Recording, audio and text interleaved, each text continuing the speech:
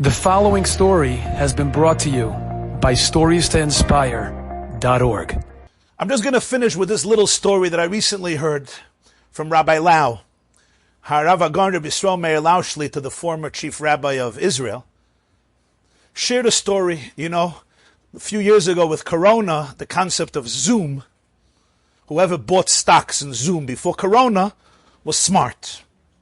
Before Corona, not many people, so you got to hear a lot of people that usually don't hear because Zoom became a new phenomenon, and we said, Gam Zoom L'Toiva.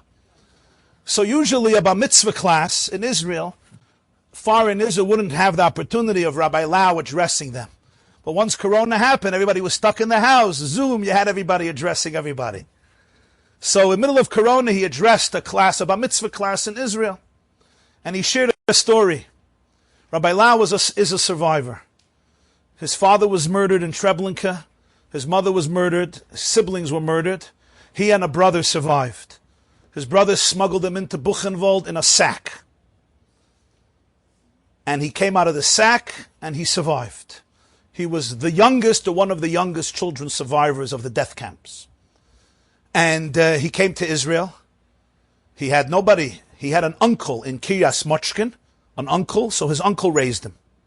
But of course he was an orphan, his father was gone, his mother was gone. He had an older brother, Naphtali. He later became Consul General of Israel in New York, Naphtali Lau, and he survived as well. He passed away a few years ago. He saved his younger brother. So Rabbi Lau said, it came to his bar mitzvah. I think he said his bar mitzvah portion was shlach. Summertime, the end of after Shavuos, shlach, the beginning of the summer. And of course, a good bar mitzvah boy, he prepared his parsha. And Rabbi Lau has a presence. Even when he was 13, he had a presence. So he prepared the parsha. And because he was an orphan, everybody felt obligated to come for Shabbos to the bar mitzvah. Any friend, any foreign relative, anybody who knew anybody, certain bar mitzvahs you're not going to miss. There's no father, there's no mother. The whole family was destroyed like so many survivors. So the shul was packed. The shul was packed that Shabbos morning for the bar mitzvah celebration of Yisrael Meir Lau, who they called Lulik. There was Lulik and Tulik. So he was Lulik. And after the Chazaras Hashatz, he goes up to the bima.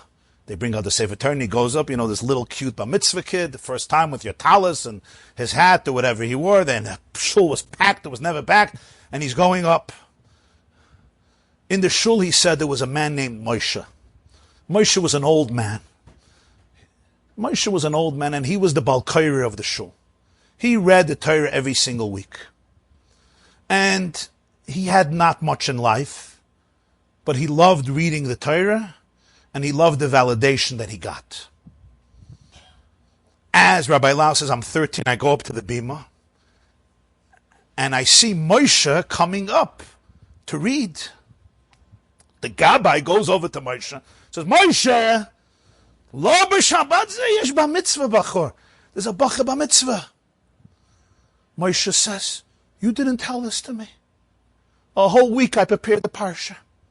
You didn't tell me. The Gabbai forgot to tell him in the beginning of the week that this week is a bar mitzvah boy. He said, a whole week I prepared the parsha. The Gabbai says, okay, but he's a bar mitzvah boy. Get off the bima. He says, Moshe says, I never have such a crowd like this. Finally I have a crowd like this. You're going to take away the parsha for me? The Gabbai wants to punch him in the nose. The Gabbai says, the crowd is not here for you, Moshe. They're here for him. He's an orphan. He's a Holocaust survivor. He has no parents. This is his week.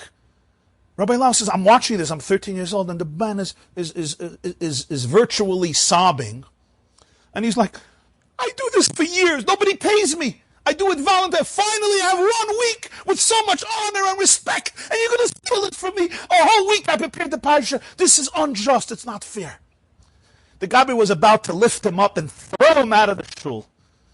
He couldn't believe that this is the conflict he's going to create with this Yosim, Yisrael Meir Lau.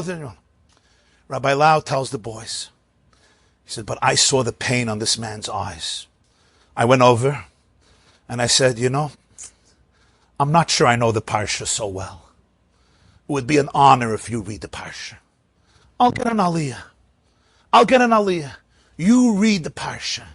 I told the Gabbai, I'm fine, this is for me. I want him to read the parsha. And I looked at Moshe and the Gabbai and I said, you know, I'll probably get some other opportunities to speak in public.